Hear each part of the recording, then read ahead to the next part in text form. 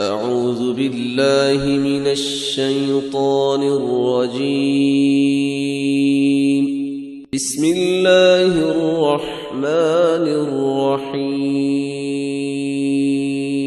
ربنا إنك تعلم ما نخفي وما نعلن وما يخفى على الله من شيء في الأرض ولا في السماء. الحمد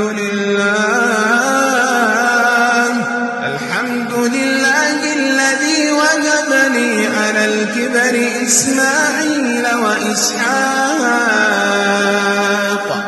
إن ربي لسميع الدعاء.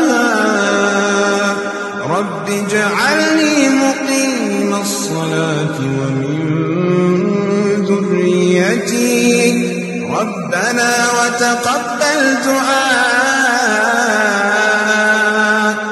ربنا اغفر لي ولوالدي وللمؤمنين يوم يقوم الحساب.